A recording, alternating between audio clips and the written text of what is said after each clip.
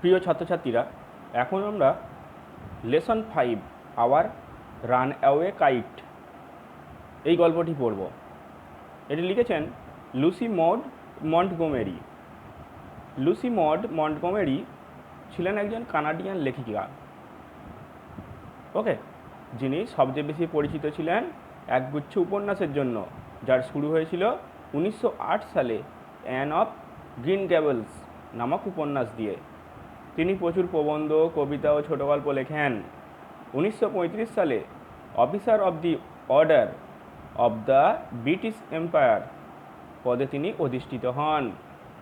Lucy Maud Montgomery was a Canadian author, best known for a series of novels begins with Anne of Green Gables. She wrote numerous novels, poems and short stories. She was made an officer of the Order of the British Empire in 1935.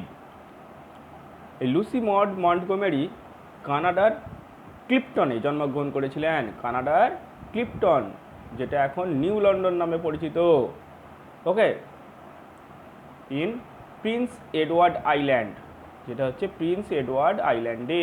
এই ক্লিপটনটা কোথায় ছিল? Prince Edward island. On November 30, 1874, 1874 সালে 30শে November তিনি Prince Edward আইল্যান্ডের ক্লিপটনে জন্মগ্রহণ করেছিলেন। Her mother Clara ulnar McNeil Montgomery, তার মা ছিলেন ক্লারা উলনার ম্যাকিনেল মন্টগোমেরি। তিনি মারা গিয়েছিলেন টাইবারকিউলোসিসে, টিবিতে, যখন লুসির বয়স ছিল মাত্র 21 মাস, ওকে। তার বাবা হক জন মন্টগোমেরি তাকে তার মামা, দাদু ও দিদার কাছে রেখে দিয়ে আসেন। লুসির বয়স যখন 7 বছর হয় তখন তাকে নিয়ে যাওয়া হয় কোথায়? Prince Albert, North West Territories, okay. Lucy বড় হতে থাকে তার মামা, দাদু ও দিদার কাছে, যারা ছিলেন আলেকজান্ডার মার্কাস ম্যাকিনেল এবং লুসি উলনার ম্যাকিনেল। ক্যাভেন্ডিশে তার প্রাথমিক শিক্ষা সম্পন্ন হলে তিনি 1890 সালে 1 বছরের জন্য কাটিয়েছিলেন কোথায়? প্রিন্স অ্যালবার্টে, তার বাবা এবং তার সৎমা ম্যারি অ্যান ম্যাগডের সঙ্গে। কিন্তু তার এই সময়টা ভালো লাগেনি। তিনি 1893 সালে ফিরে আসেন এবং প্রিন্স অফ ওয়েলস কলেজে টিচার্স লাইসেন্স পাওয়ার জন্য তিনি পড়াশোনা শুরু করেন। তিনি 2 বছরের টিচিং প্রোগ্রামটা 1 বছরে সম্পন্ন করেন এবং 1895 থেকে 1896 এই সময়ে তিনি লিটারেচার, সাহিত্য নিয়ে পড়াশোনা করেন ডালহৌসি ইউনিভার্সিটি, যেটা হ্যালিফ্যাক্সে অবস্থিত, ওকে। তিনি 1897 সাল থেকে বিভিন্ন পত্রপত্রিকা ও সংবাদপত্রে লেখা জমা দিতে শুরু করেন এবং সেই লেখাগুলো ছাপা হতে শুরু করে। বহুমুখী প্রতিভার অধিকারিণী মন্টগোমেরির 100টিরও বেশি গল্প প্রকাশিত হয় এই 1897 থেকে 1907 সালের মধ্যে।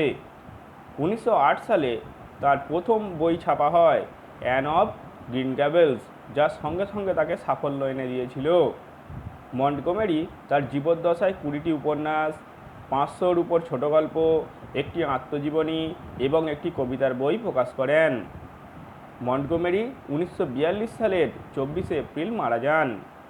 1993 সালে ইউনিভার্সিটি অফ প্রিন্স এডওয়ার্ড আইল্যান্ডে স্থাপিত হয় এল.এম. মন্টগোমেরি ইনস্টিটিউট, যা এল.এম. মন্টগোমেরির জীবন, কাজ, সংস্কৃতি ও প্রভাব ইত্যাদি বিষয়ক গবেষণায় অনুপ্রেরণা দেয় ও তার কাজ সংক্রান্ত গবেষণা ও সমাবেশের ক্ষেত্রে সাহায্য করে। মন্টগোমেরির বিখ্যাত কাজগুলি সংরক্ষিত রয়েছে University of Guelph, okay. Our runaway kite, এই যে গল্পটা, এটা সংকলিত হয়েছিল Lucy Maud Montgomery short stories 1902 থেকে 1903। এই যে সংকলন, এই সংকলনে প্রকাশিত হয়, ওকে। এই গল্পটায় আমরা কি পাবো?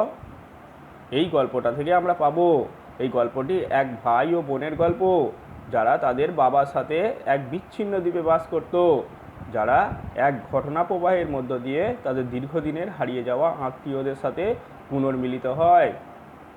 ওকে, এটি একটি মর্মস্পর্শী গল্প যা আমাদের আত্মীয়তার সম্পর্কের মূল্য বোঝায়। তোমাদের বইতে আছে, দেখো, this story is about a brother and a sister living on an isolated island with his father, who through a series of incidents get reunited with their long lost relatives.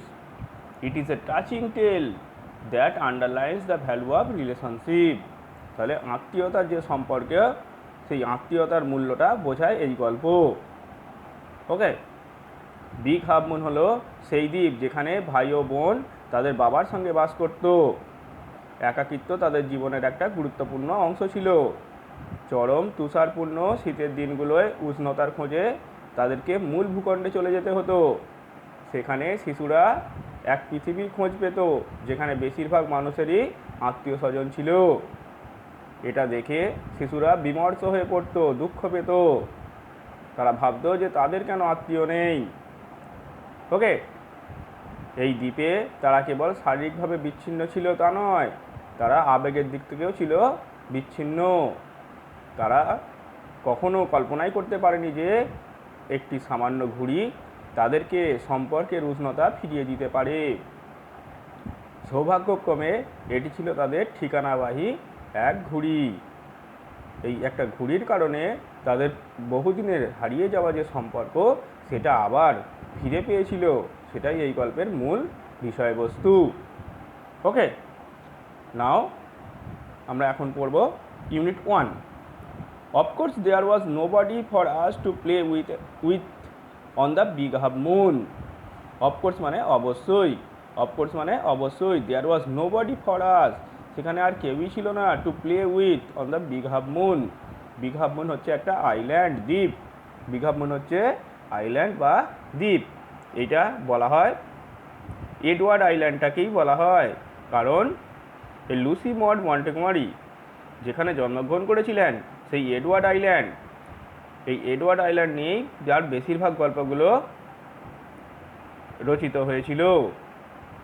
ঠিক আছে, তাহলে অফকোর্স অবশ্যই দেয়ার ওয়াজ nobody for us, সেখানে আর কেউই ছিল না two play with, আমাদের সঙ্গে খেলার জন্য, on the big half moon, এই বিগ হাফ মুনে। বিগ হাফ মুন না কী বললাম, এটা একটা আইল্যান্ড বা দ্বীপ। We just had to make the most, we just had to make the most of each other and we did. আমাদের একে অপরের সঙ্গে যতটা উপভোগ করা সম্ভব হতো ততটাই আমরা বাধ্য হতাম উপভোগ করতে।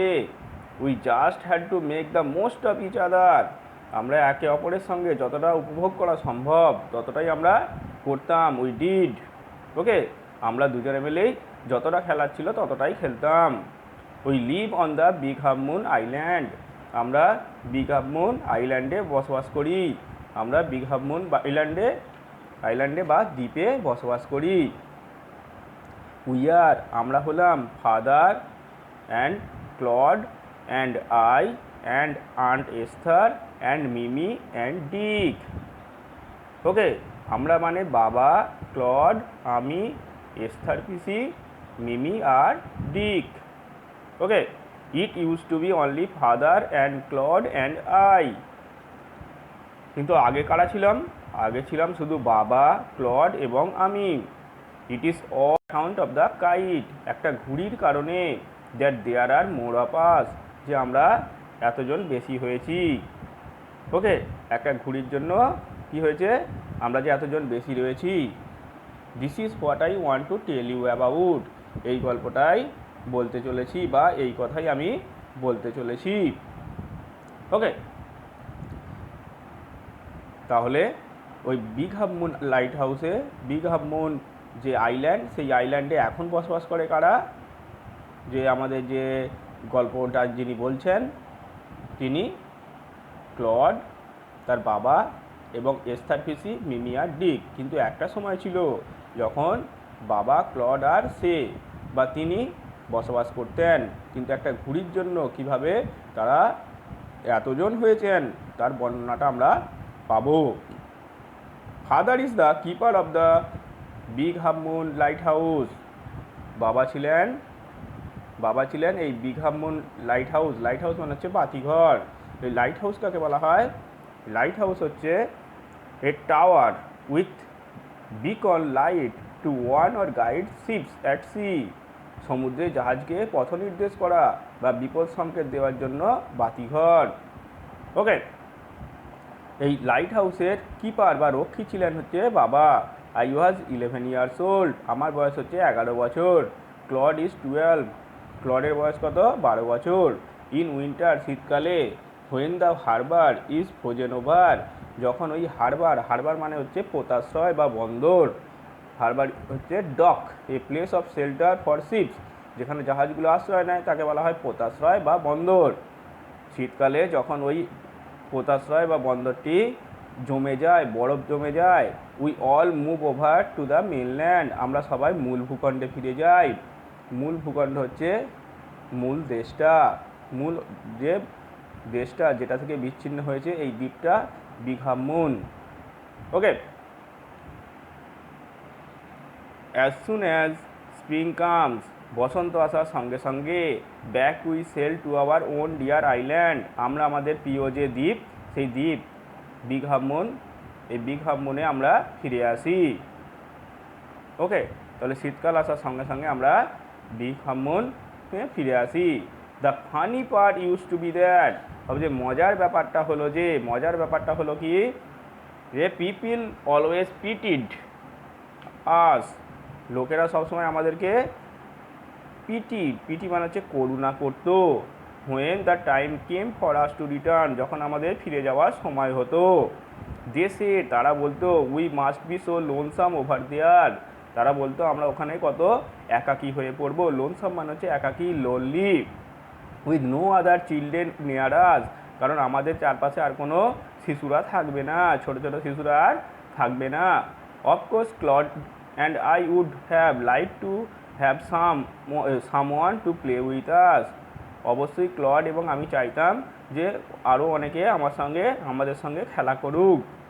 ওকে, it is hard to run pirate caves, এটা খুব কষ্টকর ছিল একটা খেলা, যে খেলাটার নাম হচ্ছে পাইরেট কেভস। একটা খেলার নাম হচ্ছে পাইরেট কেভস। এই পাইরেট কেভস খেলাটা আমাদের পক্ষে খুব কষ্টকর ছিল। And things like that with only two, বা এই পাইরেট কেভসের মতো আরও যে খেলাগুলো ছিল সেগুলো এই আমাদের দুজনে মিলে খেলতে খুবই কষ্টকর ছিল। But we used to quarrel a good deal with the mainland children in winter, কিন্তু মূল ভূখণ্ডের শিশুদের সঙ্গে আমরা শীতকালে প্রচুর পরিমাণে ঝগড়া করতাম। So it was perhaps just as well that there were none of them on the big half moon, হয়তো এটার কারণেই তাদের থেকে কেউই এই বিগ হাফ মুনে আসতো না। ওকে, আমরা শীতকালে মূল ভূখণ্ডের বাচ্চাদের সঙ্গে প্রচুর পরিমাণে ঝগড়া করতাম, যার ফলে কেউই আর বিগ হাফ মুনে থাকতো না। ক্লড অ্যান্ড আই নেভার কোয়ার্ড, কিন্তু ক্লড আর আমি কখনো ঝগড়া করিনি। ওকে, ক্লড আর আমি কখনো ঝগড়া করিনি। To be sure, father did not seem to have any relations except us, এটা সত্যি ছিল যে বাবার আমাদের ছাড়া আর কোনো আত্মীয় ছিল না। This is use to puzzle Claude and me, এই ব্যাপারটা আমাদেরকে হতভম্ব করে তুলেছিল। পাজেল মানে হচ্ছে হতভম্ব করা। ওকে, পাজেল মানে হতভম্ব করা। টু কনফিউজ অর মিস্টিফাই, বিস্মিত করা, হতবুদ্ধি করা। Everybody on the mainland had relations, প্রত্যেকজন মূল ভূখণ্ডের প্রত্যেকটা ব্যক্তির আত্মীয় ছিল। হোয়াই হ্যাড নট উই, কেন আমাদের নেই? Was it because we lived on an island, আমরা একটা দ্বীপে বাস করি বলে আমাদের কোনো আত্মীয় নেই? We thought it would be so jolly to have an uncle and aunt and some cousins, আমরা ভাবতাম এটা খুব জলি মানে হাসি খুশি, মজাদার, চেয়ারফুল, জয়াস, এটা খুব আনন্দদায়ক ব্যাপার হতো। ওকে, জলি মানে হাসি খুশি বা মজাদার ব্যাপার হতো যদি আমাদের একজন পিসি, আঙ্কেল মানে কাকা এবং কিছু খুঁড়তুতো ভাই বোন থাকতো। Once we asked father about it, একবার আমরা বাবাকে জিজ্ঞাসা করেছিলাম। But he looked so sorrowful, কিন্তু তাকে দেখে এতটা দুঃখিত মনে হচ্ছিল দ্যাট যে উই উইশড, আমরা ভেবেছিলাম, উই হ্যাড নট, আমাদের কোনো আত্মীয় নেই। হি সেড, তিনি বলেছিলেন, ইট ওয়াজ অল হিজ ফল্ট, এটা সমস্তটাই হচ্ছে তার ফল্ট, তার দোষ, তার ভুল। মিস্টেক, ফল্ট মানে হচ্ছে ভুল বা mistake. Claude and I did not understand what he mean, Claude এবং আমি কখনো বুঝতে পারিনি তিনি কিনি মানে করতে চেয়েছিলেন। মিন মানে হচ্ছে বোঝাতে চেয়েছিলেন। ইন্টেন্ডেড টু কনভে, অর্থাৎ বোঝাতে চেয়েছিলেন। ওকে, তাহলে ইউনিট 1টা আমরা কমপ্লিট করলাম। Thank you. তাহলে এখান থেকে আমরা কি পেলাম? এখান থেকে পেলাম যে আগে কথক, এই যে ন্যারেটর মানে হচ্ছে কথক, যিনি গল্পটা বলছেন, তার বাবা এবং দাদা ক্লড একসঙ্গে বিঘাবনে বাস করত। একটা ঘুড়ির কারণে বর্তমানে এই ন্যারেটর বা কথক তার বাবা, দাদা, এস্থার পিসি, মিমি আর ডিকের সঙ্গে থাকে। এই ন্যারেটরের বাবা ছিলেন বিগ হামুন লাইট হাউসের রক্ষী। যখন শীতের সময় আসে তখন তারা কি হয়, মূল ভূখণ্ডে চলে যায়।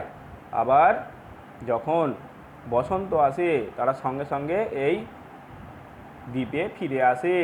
তখন ওই মূল ভূখণ্ডের মানুষেরা তারা এই ছোট ছোট শিশুগুলোর জন্য খুব করুণা করে, করুণার চোখে দেখে, কারণ তারা খুব একাকী হয়ে পড়ে, এটা ভাবে। হয়েছে? আমাদের এই যে ন্যারেটর, তিনিও ভাবতেন যদি তাদের একজন কাকা, পিসি বা খুড়তুতো ভাই বোন থাকতো তাহলে খুব ভালো হতো।